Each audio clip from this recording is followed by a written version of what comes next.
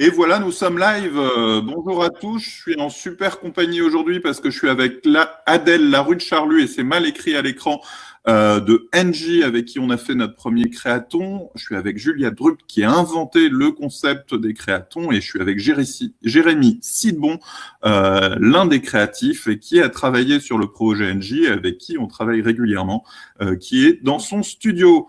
Voilà, on va attendre un tout petit peu de temps, le temps que tout le monde nous rejoigne. On est déjà un certain nombre ce matin. Jérémy, est-ce que tu es là? Tout va bien? Je suis là, tout va bien. Non, l'autre Jérémy Dornbusch chez nous. Daniel, bonjour à toute l'équipe, bonjour à tous. N'hésitez pas à vous présenter, à nous faire un petit coucou, ça nous mettra en jambes. À nous dire aussi potentiellement ce que vous attendez de cette matinée, de la découverte du créaton et de ce nouveau concept. Bonjour Antoine, bonjour Laurent. Qui d'autre? Stéphane, bonjour Stéphane. Un petit mot pour dire coucou, pour dire qui vous êtes, pour dire ce qui vous intéresse. On est preneur. Ça permet de lancer les choses et puis vous avez bien sûr la parole tout au long du projet et tout au long du webinaire.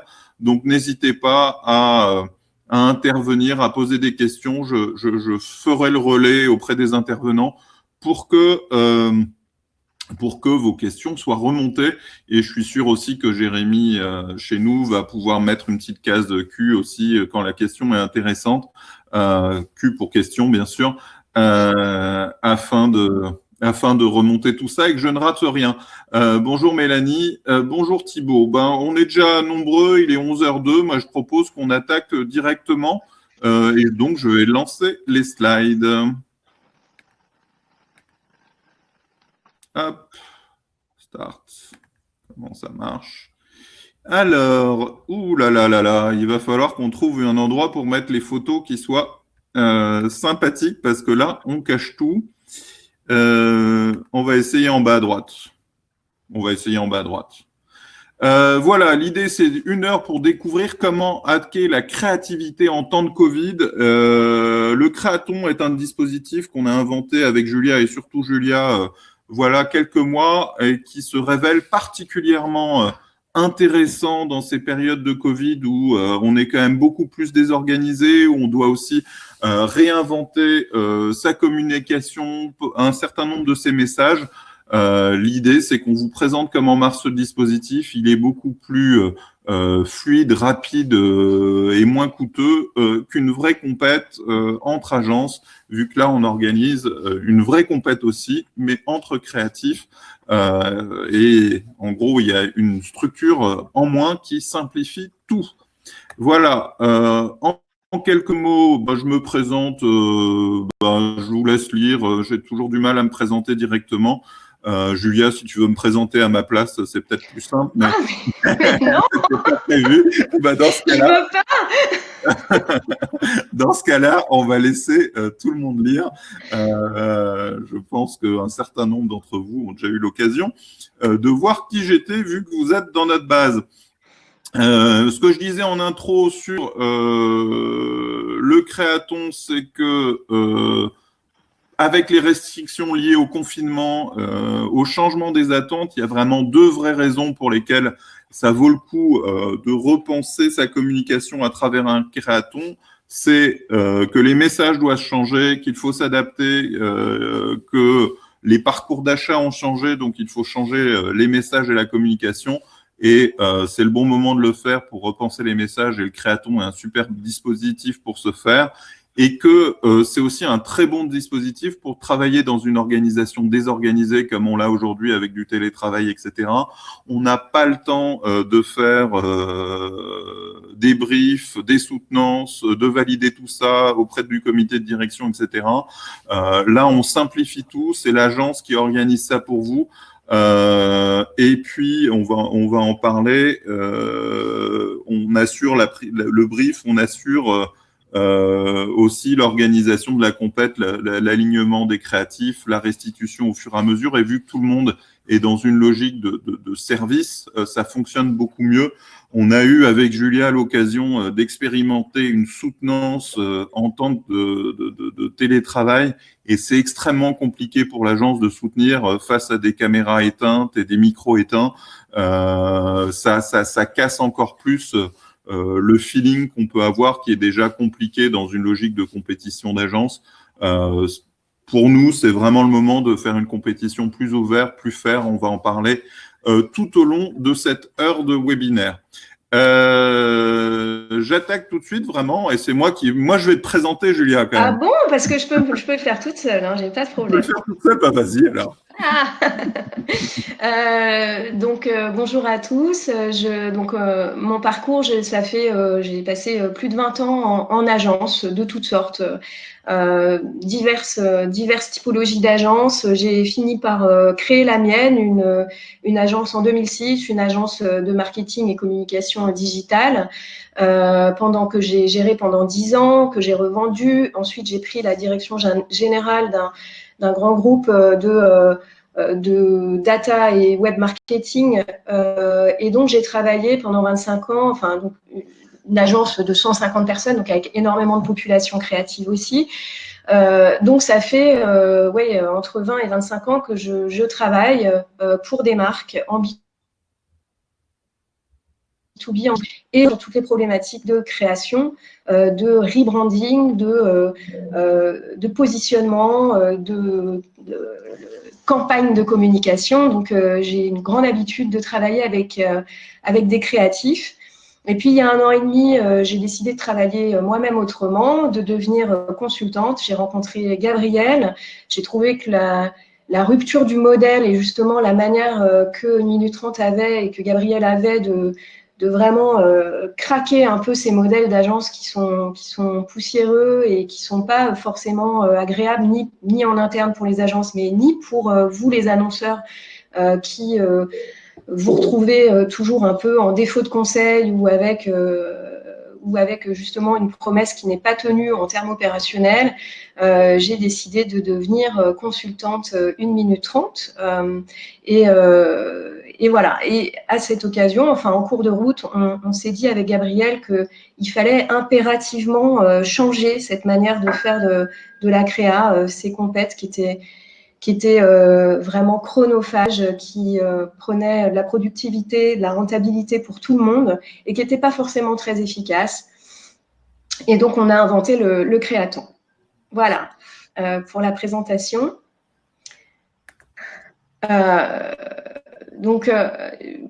Si on repart un petit peu sur la communication, en termes de définition, tout simplement, la communication, c'est la capacité de transmettre un message qui est adapté, bien adapté à sa cible.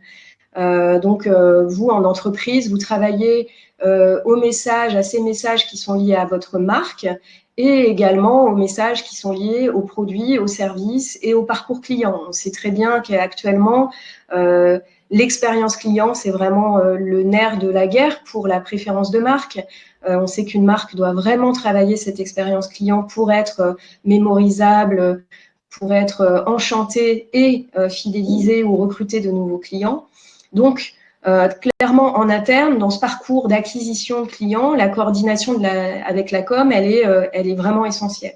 Alors, il y a 2 grands moments où c'est essentiel, même si on sait que c'est tous les jours que ça se passe, mais le premier moment, c'est en amont de la réflexion. Vous avez une campagne de lancement de produits à faire, vous avez une campagne, vous avez un repositionnement à faire. Avant de vous lancer tête baissée dans la production des outils, vous avez besoin d'intégrer la communication dans la stratégie, dans la réflexion. Parce que une fois que c'est fait, tout est plus simple quand la communication est bien calée et la stratégie est fixée, c'est plus facile de dérouler. Ensuite, quand vous avez travaillé vos parcours et identifié vos parcours d'achat et identifié les leviers, vous allez ressolliciter la communication pour aller dans le détail opérationnel et définir chaque levier, chaque action, quel message on va attribuer à chaque levier de communication. Donc, c'est un petit peu ces 2 moments clés là où on va solliciter la com. Donc, est-ce que tu peux passer la slide Je passe suivante? la slide, est-ce qu'on nous présente les prérequis? Ouais, voilà. Donc, les prérequis en amont de la réflexion quand vous avez une campagne de communication à lancer, c'est pour que justement vous soyez au clair hein, sur ce que vous devez mettre en œuvre, il y a quand même quelques prérequis. Le premier, c'est, il est très en hauteur, hein, on va dire, il est vraiment ombrelle, c'est la raison d'être de la marque. Hein, c'est sa mission, son why, comme on dit maintenant. C'est son but qui est plus social, sociétal, c'est le sens que la marque donne à son action. Ensuite vient le positionnement et la promesse de marque. Donc là, c'est vraiment quelle est la promesse que vous faites à votre client et pour quelle raison il va vous croire dans cette promesse. Qu'est-ce qui va faire que cette promesse sera tenue? Pour cela, vous aurez besoin d'une plateforme de marque et éditoriale, c'est-à-dire finalement comment la marque s'exprime-t-elle, quel est son ton, quels sont les sujets qui sont crédibles pour elle. Dans une plateforme éditoriale, par exemple, on va définir les grands thèmes sur lesquels la marque est légitime pour prendre la parole et sur laquelle elle doit donner du contenu pour intéresser ses clients. Et puis, évidemment, un prérequis évident pour la communication, c'est la charte graphique et iconographique. Alors souvent, les trois petites briques qu'on a vues avant, elles ne sont pas forcément hyper claires ou bien calées. Mais par contre, la charte graphique et iconographique, ça, c'est souvent quelque chose qui est à peu près fait autour de la marque. À un moment donné, ça a été fait dans les organisations. On a toujours un logo, une manière... des petites règles d'usage, d'utilisation de ce logo et de l'iconographie. Donc ça, c'est pas souvent, c'est déjà à peu près calé. Mais parfois, ce qui se passe, c'est que cette charte graphique, elle est un peu datée, elle est un peu vieillissante, et puis elle va pas forcément fonctionner. Elle va fonctionner pour vraiment un logo, mais pas pour l'expression d'un produit ou d'une campagne. Ça va pas forcément bien caler, bien s'adapter à cette campagne. Donc, voilà, ça, c'est un peu les quatre grandes briques c'est le socle de la communication d'une marque. Et c'est des choses qui, en cours de route, parfois, ne sont pas toujours au rendez-vous. Donc, qu'est-ce qu'on fait quand il manque une de ces briques? Eh ben, en général, on appelle son agence ou on sollicite le service communication en interne, mais c'est souvent vers les agences qu'on se tourne et on va questionner des agences pour les solliciter, pour refondre la plateforme de marque ou revoir le positionnement d'un produit ou un petit peu renouveler la charte graphique d'une marque qui, par exemple, refait son site ou lance une campagne. Et vous entrez souvent dans des logiques de compétition entre agences. Est-ce que tu peux passer la slide suivante, Gabriel, alors que moi je peux le faire d'ailleurs? Voilà. Donc voilà, ce qui se passe, c'est si vous n'avez pas ces bases, on l'a vu, hein, c'est ce que je viens de dire, vous allez solliciter une agence. Et chez 1 minute 30, on a imaginé une nouvelle manière de travailler ces aspects-là et de le travailler un peu en hackathon créatif. En fait, le nom de créathon, il vient de cette idée qu'on peut mener de manière vraiment rapide et efficace un créathon, un hackathon créatif. On va vraiment craquer les concepts et la communication de manière rapide et efficace. Donc, cette offre spécifique, comment elle se passe? Comment est-ce qu'elle intervient? En fait, on travaille vraiment ensemble. Ce qui est intéressant, c'est que cette nouvelle manière de proposer une compétition, on l'a fait avec vous, le client, au centre.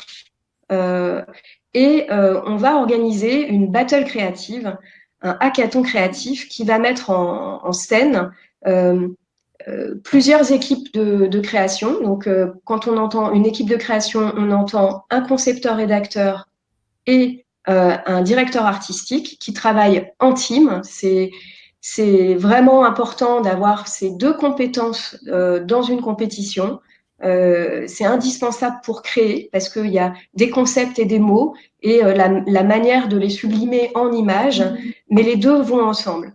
Donc dans cette battle créative, on met en présence 1, 2 ou 3 équipes créatives pour vous proposer des idées et des concepts. En 48 heures, vous avez sur la table entre 4 et 8 ou même plus, entre 4 et 8 concepts sur la table et vous pouvez choisir avec les créatifs, avec les consultants, quel sera le concept, la campagne de com que vous allez adopter. 48 heures, ça paraît très court. Oui, alors c'est pas 40, on peut faire 48 heures d'un coup, on peut faire 2 jours pour laisser un petit peu infuser les idées, mais finalement, c'est pas forcément court quand on travaille ensemble et quand on se plonge dans les sujets. Pourquoi? Parce que vous savez bien qu'en agence, un créatif, il va pas bosser finalement 8 heures sur votre sujet. C'est une journée de travail, en agence, c'est entre 8 et parfois 12 heures de travail.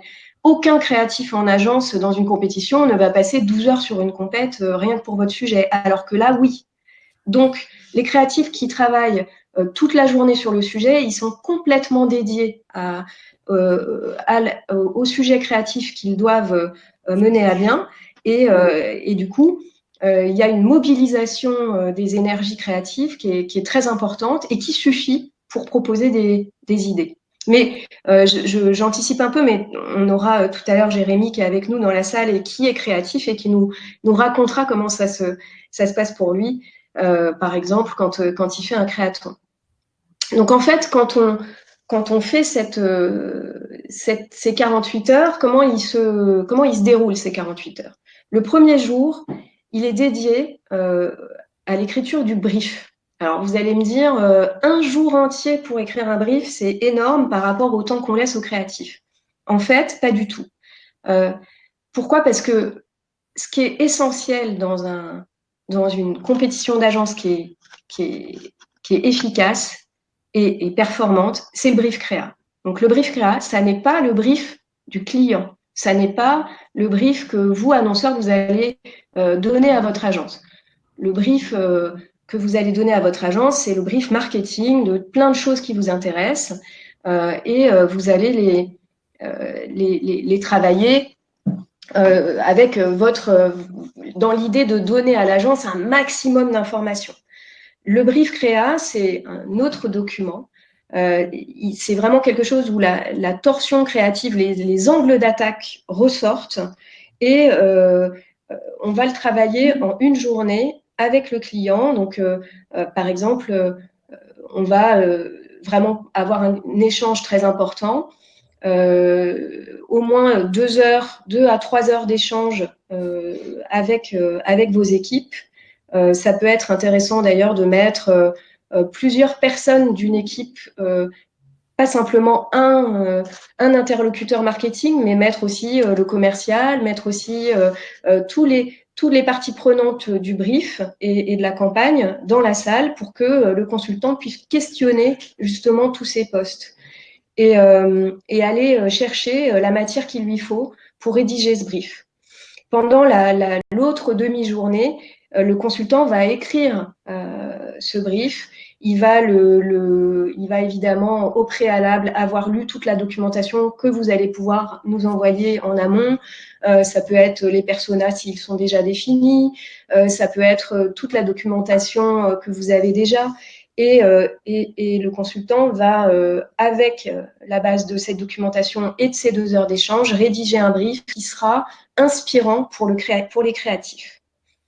Et donc, au bout de cette journée de travail, on a un document PowerPoint, et on le valide ensemble. Ce qui est intéressant, c'est que toutes les parties prenantes autour de la campagne de communication ou du rebranding, autour de la table, vont pouvoir dire oui, ce brief créatif, ces angles d'attaque, ces pistes-là nous conviennent et on est tous alignés. Tu peux nous préciser est le concept de torsion? Tu nous as fait une formation au sein d'une minute 30 sur le sujet, mais tu peux préciser pour tous ceux qui nous regardent ce que tu appelles la torsion créative? Oui, alors la torsion créative, c'est vraiment prendre les idées et les tordre, c'est un peu compliqué comme expression, mais c'est porter d'autres regards sur les idées. C'est changer de point de vue. C'est prendre par exemple les informations qui sont données par le client et les mettre sous d'autres perspectives. C'est aussi challenger ce qui nous est dit. Et donc, cette torsion, elle finit par arriver à vraiment des idées simples. En fait, c'est souvent, on a souvent des briefs qui sont très complexes avec énormément d'informations. Et cette torsion, c'est un peu une synthèse orientée vers la créativité et qui permet de porter un autre regard sur ces informations rationnelles. Donc, c'est pas évident à expliquer, mais c'est vraiment une étape à la fois d'infusion, de synthèse et de challenge des informations qui sont données dans les briefs marketing. Il demande des exemples et on va le présenter tout à l'heure. Oui, on va le présenter. Enfin, on va présenter déjà un exemple qu'on a travaillé avec Adèle chez Engie, entreprise et collectivité. Mais on pourrait faire une formation entière, un nouveau webinaire, tu vois, Gabriel, sur le brief créa et sur comment justement on fait une torsion avec des exemples d'angles d'attaque trouvés grâce à cette torsion. C'est un vaste sujet. Là, sinon, je vais monopoliser tout le webinaire, donc c'est pas possible. Mais on va voir déjà l'exemple avec Engie, ça sera très intéressant. Et Daniel, les personas là-dedans, tu as répondu? Les personas, je pense que soit ils sont après. Enfin, c'est vrai que c'est vraiment intéressant de travailler les personas en amont de ce brief. S'ils existent, on en tient compte bien évidemment. Et s'ils n'existent pas, c'est pendant ces 2 heures d'échange où on va vraiment creuser la cible et les personas de la marque. Bien sûr que c'est important. Parfois, on est obligé d'aller vite sur cette partie. C'est vrai. C'est mieux de le faire dans le cadre d'un atelier à part. Mais si on n'en dispose pas, ça n'empêche pas quand même de travailler sur le jour 1 en y réfléchissant un peu plus rapidement, peut-être en y accordant une demi-heure, mais on le fait, on les oublie pas, les personas. Alors, le jour 2, qu'est-ce qui se passe? Le jour 2, on a nos teams créatifs auxquels on a quand même envoyé le PowerPoint validé en amont pour qu'ils puissent avoir peut-être une nuit ou 2 jours pour y réfléchir en fonction si les 2 jours s'enchaînent ou pas. Mais on vient à vous en entreprise, chez vous. Ça peut être aussi dans un espace de coworking si on le souhaite, ou ça peut être aussi à distance comme on l'a fait en temps de Covid. En tout cas, ces créatifs, ils arrivent et le client va les briefer en présence du consultant. Donc, il y a 1 heure de brief et de questions et une demi-heure de questions-réponses. Et puis, vers 10h30, il peut y avoir des brainstorming et des questions avec chaque team, c'est-à-dire que chaque équipe va vraiment questionner le client, questionner le consultant et on va tous ensemble répondre à ces questions. Ensuite, à mi-journée, à partir de 11h30, à partir de cette phase d'échange, on les laisse travailler, les créatifs, et ils travaillent avec vous, mais on peut aussi les laisser tranquilles et ils réfléchissent et ils proposent en équipe leur concept.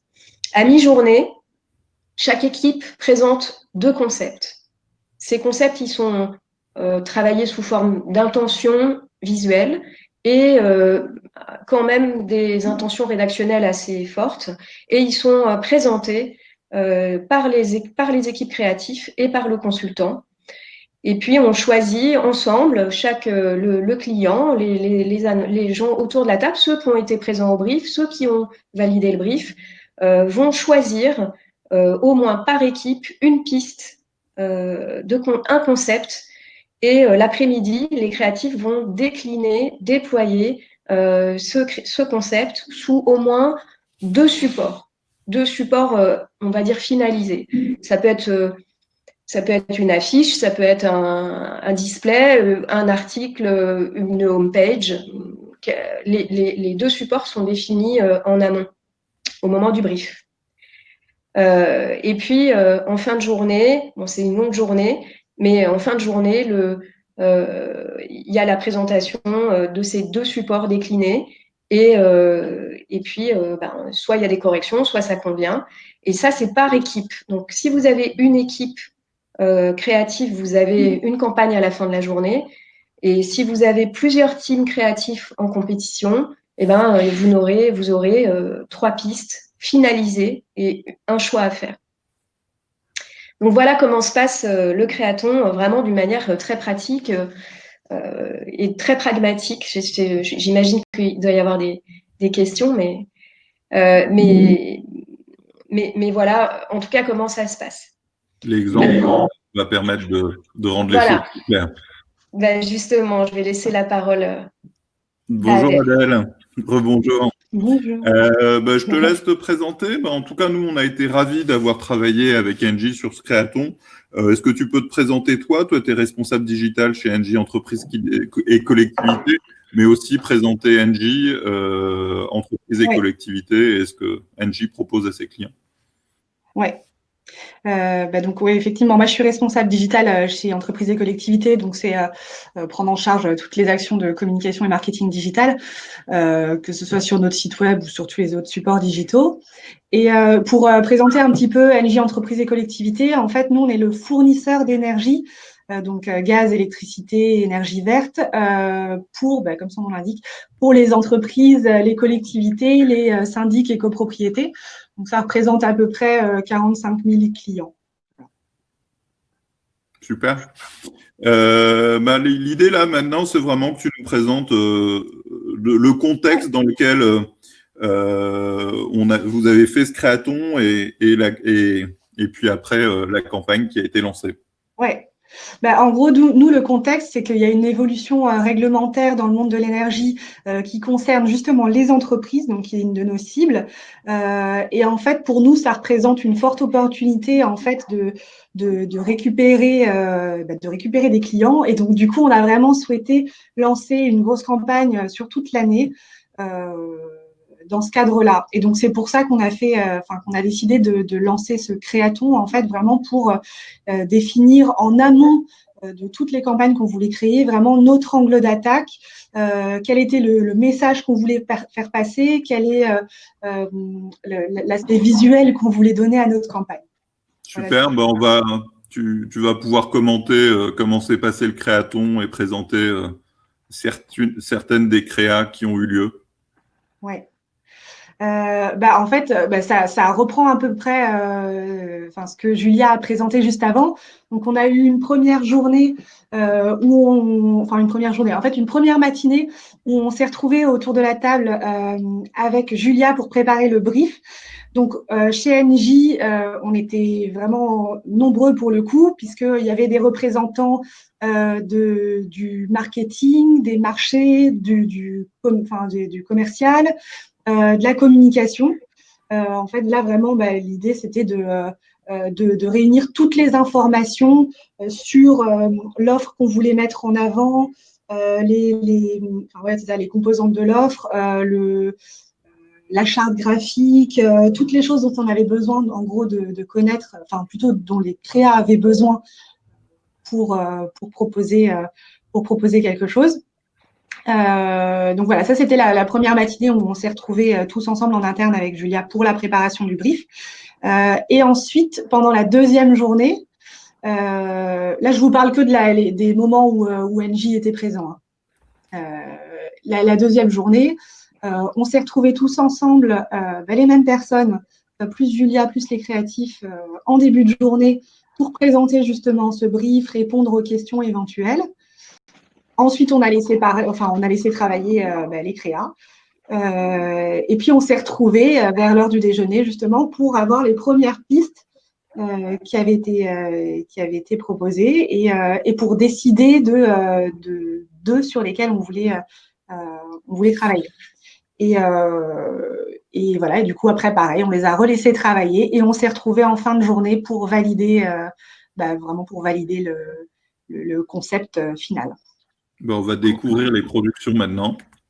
Ouais. Si tu peux les commenter. Alors, le contexte, il y a eu un peu de changement des slides. Je découvre ça par rapport aux questions. Donc, ça, tu nous l'as présenté, le Ça, je contexte. l'ai présenté déjà. Et on va découvrir les créas.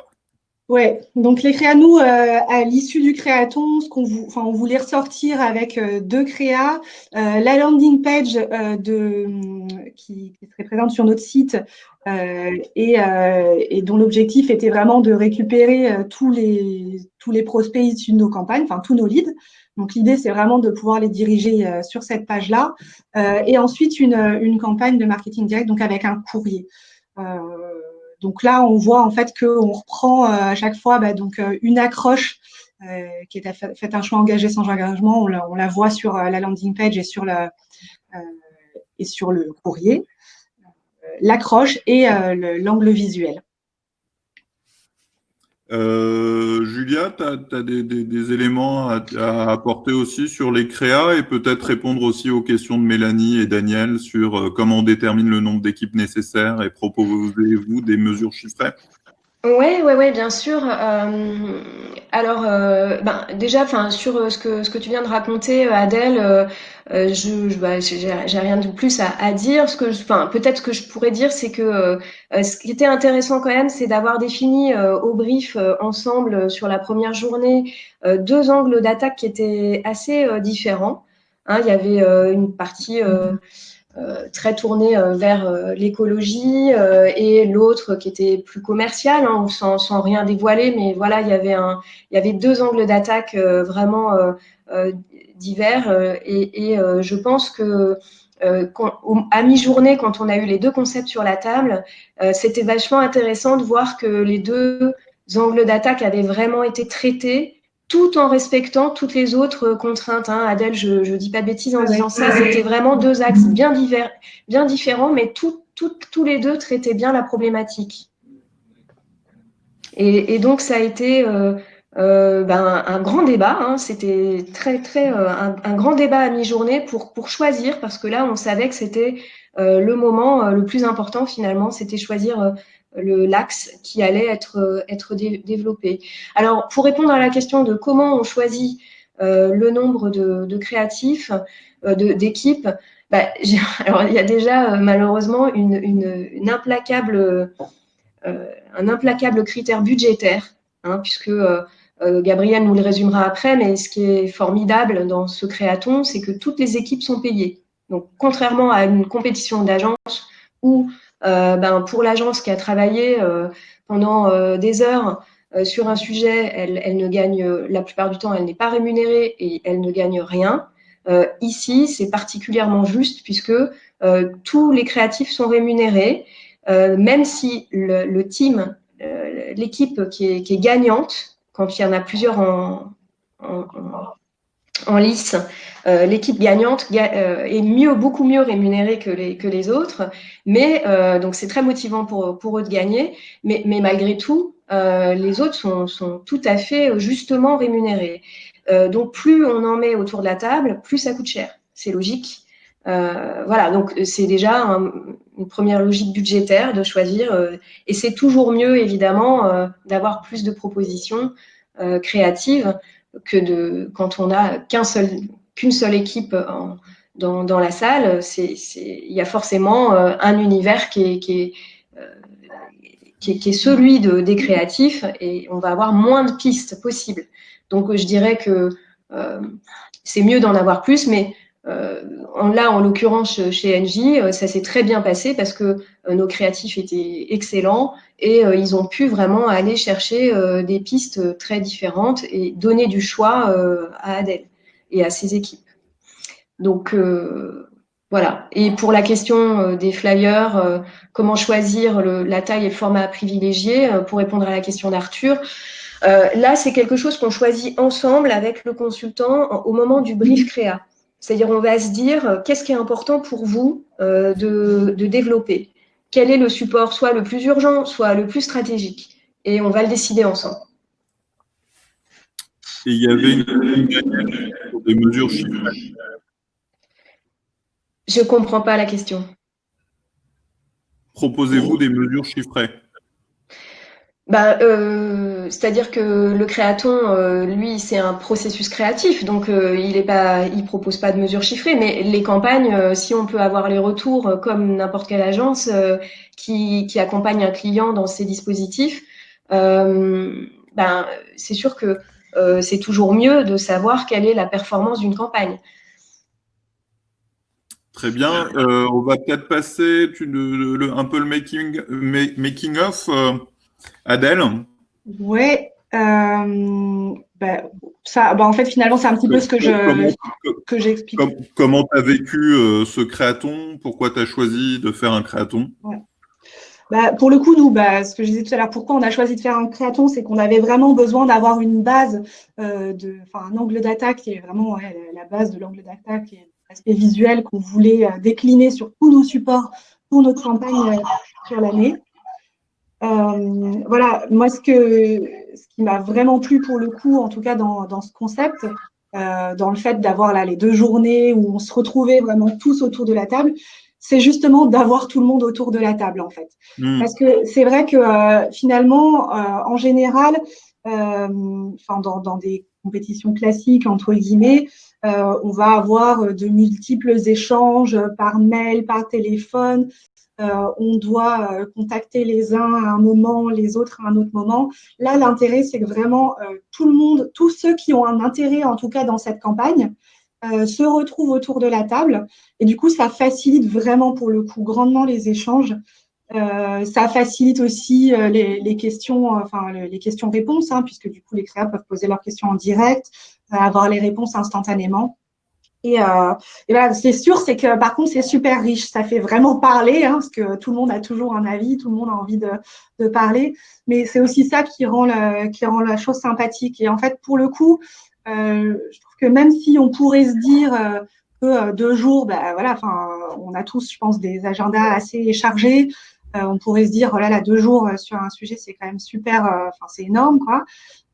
Mais en fait, c'est un gain de temps assez énorme pour le coup, puisqu'on a consacré un moment pour un objectif et qu'on sait qu'à la fin, on va avoir, notre objectif, il sera atteint, quoi.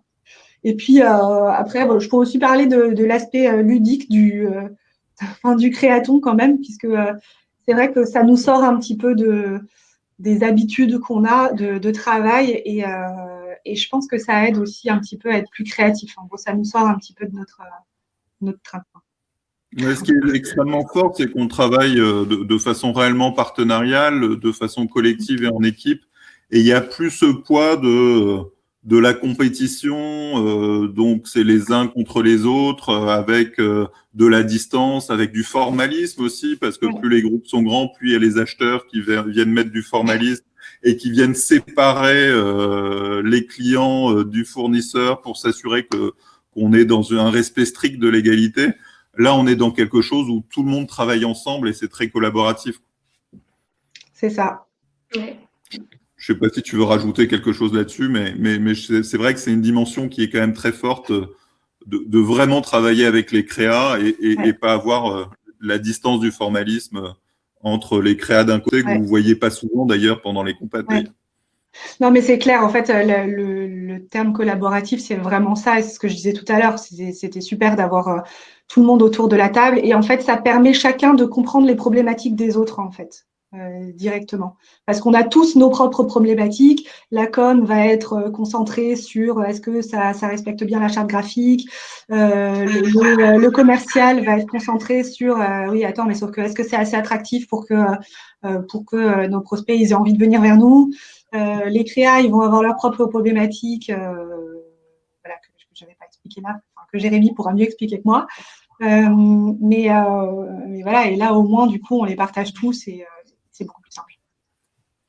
Justement, ça va faire la transition avec le retour de Jérémy et comment il a vécu cette expérience et on répondra à la question de Laurent après ta petite présentation et ton intervention, parce que ça s'adresse autant qu'au Créa que à Julia ou à Adèle. Donc, je vais te laisser d'abord te présenter, Jérémy. Bonjour, alors moi c'est Jérémy, donc je suis concepteur-rédacteur. En fait, j'ai eu un parcours assez particulier parce que moi, bon, ma mère est américaine, moi je suis né en France, donc j'ai travaillé un peu aux États-Unis et un peu à Paris. J'ai fait des études en psychologie, en musicologie et en écriture créative. Et un jour, je me suis dit, bon, bah, je vais me spécialiser en publicité et je suis devenu concepteur-rédacteur. Le jour où j'ai pris cette décision, on va dire que j'ai jamais souhaité me poser.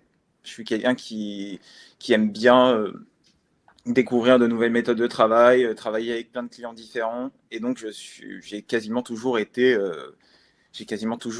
freelance, ce qui m'a permis au final de travailler dans des boîtes.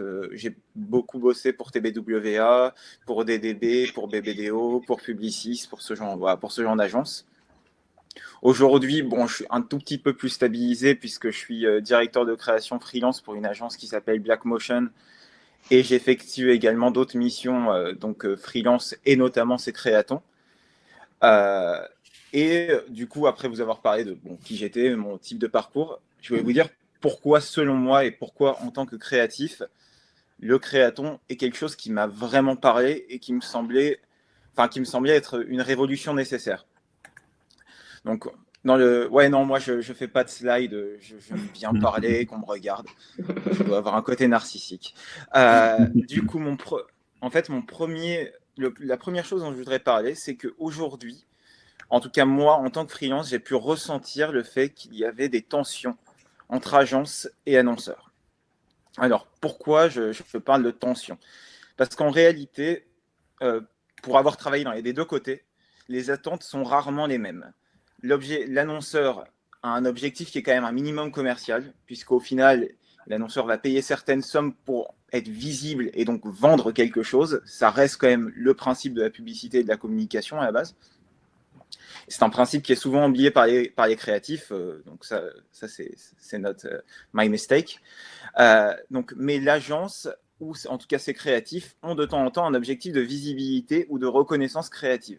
Ce qui veut dire, j'ai envie de m'éclater, j'ai envie de sortir un super concept. Le nombre de fois où j'ai entendu en agence, ouais, ok, ça c'est cool, le client veut ça, mais moi j'ai envie de gagner un prix. C'est quelque chose que j'ai entendu quand même très très fréquemment. Du coup, ce qui se crée, c'est une sorte de frustration et une sorte d'insatisfaction en fait qui va se créer des deux côtés. Et il y a eu quelques annonceurs qui ont commencé du coup à créer leur agence. Donc quelque chose de in-house, donc comme Google, comme Red Bull, comme Chanel par exemple, qui lance un studio créatif. Et du coup, ce qui fait perdre pas mal de pouvoir aux agences. Mais moi, je me posais cette question, c'est est-ce que c'était la seule alternative? Puisqu'au final, quand on intègre le service de communication à son équipe et donc chez l'annonceur, est-ce qu'on ne pourrait pas perdre en recul? Puisqu'au final, l'agence a aussi un rôle de conseil qui est un peu un point de vue extérieur. Et du coup, il y a eu cette alternative du créaton. Moi, quand Julia m'en a parlé la première fois, je me suis dit, ce truc-là, c'est génial parce que ça répond à tous mes problèmes depuis que j'ai commencé ma carrière. Puisque, en fait, ça résout une inefficacité que je rencontre au quotidien. Donc, pourquoi est-ce que le créaton répond on va dire, à cette tension et à cette friction entre agence et annonceur, et entre créatif et annonceur? Et donc, moi, j'ai une réponse un peu en trois parties. La première partie, c'est une histoire d'efficacité. Puisqu'au final, en étant tous ensemble, en se réunissant au même endroit, en ayant des discussions en temps réel, on gagne en efficacité. En une journée, on sort quelque chose qui aurait pu prendre entre 1 et 2 mois, puisque retour par-ci, les organisations étant très verticales, il faut avoir les validations d'une personne, puis d'une deuxième personne qui ne va pas être disponible pendant 2 semaines. Donc, ça fait que le processus est très long. Le créatif, en fait, perd un peu, on va dire, en magie créative, parce que quand on passe 2 semaines sur un projet et qu'on a un retour une fois toutes les 4 jours, on sort un peu du sujet. Et en même temps, Pour l'annonceur, c'est la satisfaction d'avoir quelque chose de rapide qui lui ressemble, qui lui plaise. Le deuxième point, c'est l'aspect de transparence. Et ça, pour moi, c'est le point le plus important, puisque le client, il nous parle en direct. On comprend ses attentes. Et nous, on lui expose assez directement notre point de vue. On lui pose des questions qui orientent au final notre réflexion. Et on échange. Du coup, ce raisonnement qui est commun, c'est un peu la pierre angulaire de cette relation. On fait des points réguliers tout au long de la journée.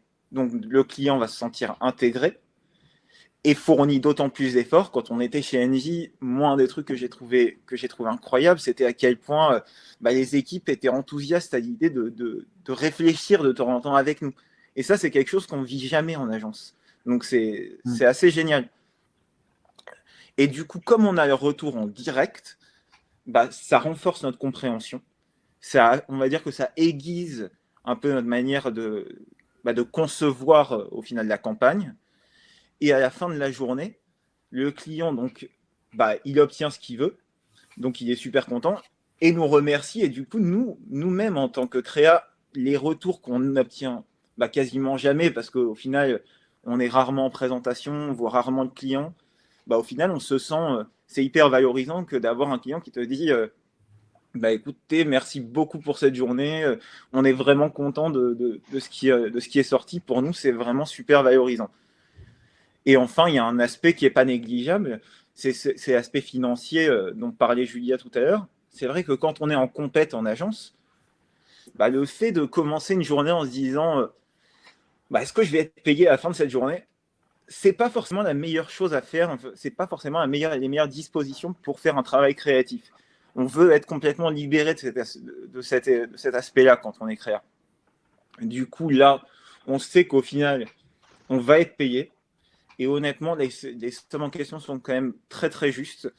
Du coup, ça nous motive d'autant plus. Et le fait qu'il y ait une sorte de concurrence avec notre team fait aussi qu'on a envie de montrer que, on mérite cette première place.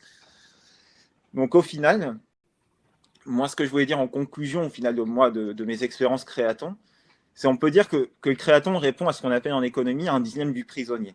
Donc, une non-optimisation de la relation de travail. On peut dire qu'avant, le client optait souvent pour quelque chose, une piste qu'il considérait un peu comme safe, puisqu'il avait peur que l'aspect commercial soit négligé par les créatifs. Mais le créatif, de l'autre côté, il repoussait au maximum cette idée et cet aspect commercial de peur en fait d'être vraiment bridé. En ramenant de la transparence et on va dire de la fluidité dans cette relation entre créatif et annonceur, au final, on va sortir quelque chose de créatif qui a une véritable intention commerciale, qui va être en phase avec les attentes de l'annonceur et qui en même temps va combler ce besoin créatif du créa. Merci beaucoup, Jérémy. C'est très juste et complet. Tu t'en sors magnifiquement sans slide. Merci. C'est les études aux États-Unis, ça te pousse à te parler sans arrêt, sans slide, sans rien, sans support. C'est l'occasion de répondre à la question de Laurent. N'est-il pas utile dans certains cas de faire mûrir une idée ou un concept, que ce soit chez l'agence ou chez le client? Du coup, organiser la création et la décision sur quelques heures, n'est-il pas difficile de ce point de vue-là? Adèle ou moi, je peux répondre pour la vie annonceur. Moi, je trouve pas nécessairement, en fait. Au contraire, comme disait Jérémy, parfois, quand on n'est pas justement dans ce cadre du créaton, on va un peu se disperser, on va faire d'autres choses, on va attendre le retour de l'un, le retour de l'autre, etc. Et finalement, du coup, on va plus être dans le sujet. Et je trouve que, voilà, pour moi, je préfère prendre une décision quand vraiment tout mon cerveau est consacré à ça, plutôt qu'à un moment où j'ai eu 1000 autres choses à penser entre-temps. D'un point de vue créa, en tout cas, moi, de mon point de vue, je ne suis pas quelqu'un qui aime tergiverser. Disons que, en général, quand tu as une bonne idée, en tout cas, moi, dans mon expérience, elle est assez visible et assez immédiate. C'est au final ce qu'on appelle la FBI, donc la fausse bonne idée. Cette fameuse FBI, elle est très facile à cerner, puisqu'au final, à la moindre question de l'annonceur, l'idée, elle se casse la gueule. Alors que quand on sait qu'on a un bon concept, alors qu'on a 7 personnes derrière nous qui, au final, nous posent des questions, essayent de nous challenger, bah, le fait que ça soit dans l'immédiat et qu'on soit capable de trouver des réponses immédiates, pour moi, ça veut dire que le concept est fort. Et dans le cas de la collaboration avec Engie, l'accroche en question, donc faites un choix engagé sans engagement, c'est une accroche qui est sortie dans la première heure et demie. Et on savait que c'était la bonne au final. Julia, tu as un point de vue? Je pense pas que, enfin, je pense pas que ce soit inutile de laisser infuser des idées. Enfin, c'est pour ça aussi que ça peut être intéressant de faire le brief. On parle de 48 heures, mais si on peut espacer de un jour ou deux le jour de brief, vraiment de rédaction du brief créa avec les équipes clients et l'arrivée des créatifs, je pense que ça peut être intéressant parce que on envoie le brief aux créatifs et qu'ils vont un peu se plonger dans l'univers du client. Donc, ça peut être intéressant de laisser un jour ou deux, ou même une nuit, enfin, une soirée, ça suffit pour laisser infuser un petit peu cet univers. Mais là où je rejoins Adèle et Jérémy, c'est que la créativité sur place, enfin, il n'y a vraiment pas de problème. Les créatifs, ils sont totalement mobilisés pour le sujet dont il est question. Ils ne sont pas dispersés par une réunion de planning, un autre client qui appelle, un commercial qui vient les briefer sur autre chose. Ils sont dédiés au sujet et effectivement, c'est assez efficace. Souvent, on s'aperçoit que les idées qui sont retenues, les concepts qui sont retenus, c'est ceux du tout début, en fait, quand les créatifs, dans la matinée, ont les idées sur la table, c'est pas remis en cause au fur et à mesure de l'après-midi ou même les campagnes sont menées à bien. Donc, on revient pas dessus finalement. On s'aperçoit que ça marche bien comme ça. On a une question de Thibaut qui n'a pas les moyens, dans le cadre de son association, d'aborder tous les points du créaton. Quelle est l'étape la plus importante? Alors vraiment, pour moi, il n'y a pas d'étape moins importante qu'une autre. C'est-à-dire que si le brief n'est pas bon, la créa ne sera pas bonne. Si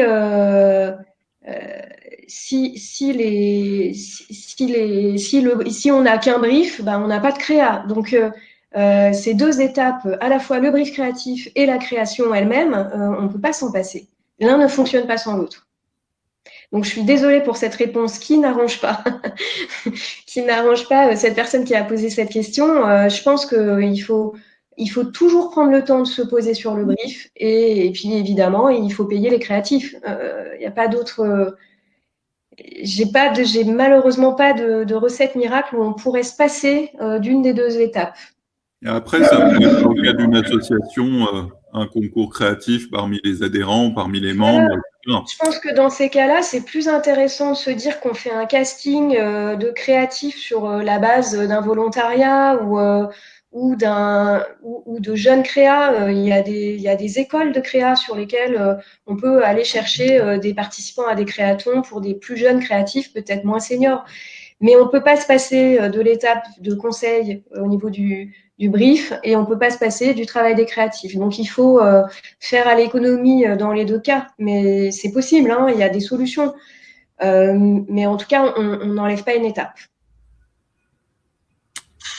On a une question sur le nombre de créatons faits jusqu'à présent pour Mélanie. Alors, pour tout le monde, jusqu'à présent, on n'a fait qu'un seul créaton, le créaton pour Engie, avec Jérémy, avec Julia. Donc, on n'a pas plusieurs expériences et 4 créatons à vous présenter, mais c'est justement pour en avoir d'autres qu'on organise ce webinaire. On considère que ça a très bien marché, c'est très efficace, c'est particulièrement adapté à cette période de Covid. Et là, on rentre dans la nouvelle période des compétitions d'habitude au mois de juin, au mois de juillet pour les agences. Et nous, notre point de vue, c'est que plutôt que de faire une compétition, c'est vraiment pertinent et intéressant de de lancer un créaton, c'est plus efficace, c'est plus collaboratif. J'ai une dernière slide, alors même si je peux parler sans slide, je vais quand même utiliser la slide pour le support visuel. J'ai une dernière slide pour présenter la comparaison entre compétition et créaton. Mais ça ne vous empêche pas de continuer à poser des questions le temps que je vous présente et je vous partage cette slide. Mais ça résume un peu tout ce qu'on s'est dit, peut-être sans le point le plus important.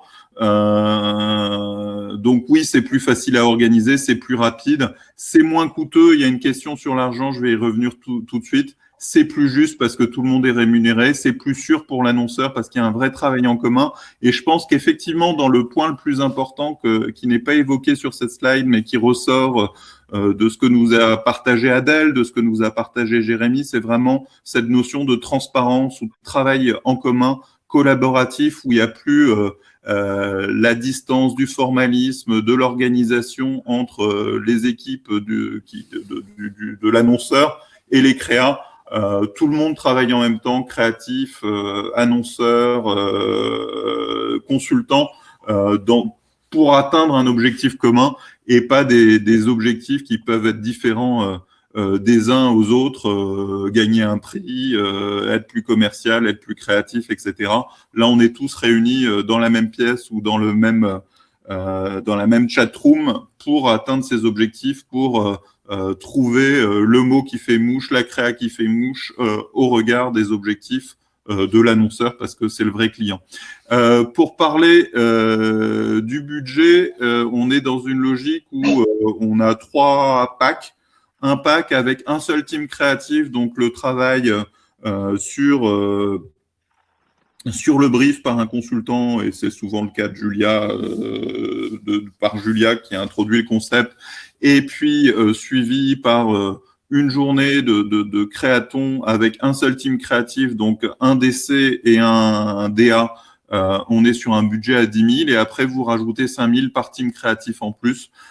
Donc 15 000 pour 2 DC, enfin 2 équipes de DC DA, 20 000 pour 3 équipes. On n'a pas prévu 4, mais c'est assez facile à faire aussi. Mais à partir de 3, on a vraiment plusieurs points de vue, plusieurs regards, et même à 2, qui nous donnent des perspectives pour avoir la création qui vous plaît. Romain, bonjour tout d'abord, merci. Je travaille en tant que chef de projet marketing en immobilier tertiaire et suis également créatif. Le créaton peut tout à fait s'inscrire dans la création d'un brand book dans le cadre d'une évolution de branding. Oui, tout à fait, Julia, peut-être. Oui, sans problème. Oui, bien sûr, bien sûr. C'est typiquement le genre de sujet qu'on a plaisir à travailler sur ce format-là. Hein, au contraire, c'est idéal parce qu'on a des bases, on définit nos angles d'attaque ensemble et ensuite, je pense que les créatifs ont vraiment largement le temps dans la journée de poser des pistes. Donc, bien sûr, sans problème. Et tu peux nous citer les différentes créas qu'on peut créer à travers un créaton ? Oui, bien sûr, on peut. Je pense que c'est assez bien adapté à des campagnes, à des concepts de campagne. Donc, lancement de produits, lancement de services. Vous voulez aller, je sais pas, faire une campagne de conquête de cibles. Ça, c'est vraiment, je pense, idéal, le créaton pour ce genre de sujet. C'était le cas chez Engie. Et puis, je pense que le rebranding ou l'adaptation, effectivement, d'une image de marque vieillissante ou inadaptée, ou quand il y a des évolutions de métier, c'est aussi une bonne, un bon sujet pour le créaton. Est-ce qu'il y a d'autres questions dans la salle ? Jérémy, Adèle, est-ce que vous voulez ajouter quelque chose ? Moi, je pense que la plupart des choses ont été dites. Hein. Moi, c'est vrai que ça m'intéresserait particulièrement de travailler, par exemple, sur un brand book ou sur une évolution de branding lors d'un créaton. Je trouverais ça vraiment intéressant pour le coup. Alors, Adèle ? De la même manière que Jérémy, je trouve qu'on a déjà abordé pas mal de sujets. Après, voilà, en tout cas, j'ai vraiment été contente de faire de ce créaton et je regrette pas du tout parce que ça nous a fait gagner beaucoup de temps. Et surtout, ça nous a permis de tous nous mettre d'accord, même en interne, sur le concept qu'on voulait porter jusqu'à la fin de l'année. Et ça, c'est hyper important en fait parce que souvent, on est un petit peu, il va y avoir le marketing d'un côté, etc., les autres de l'autre. Et finalement, on n'a pas de moment où on se dit, OK, on est tous d'accord sur ce concept, on se lance là.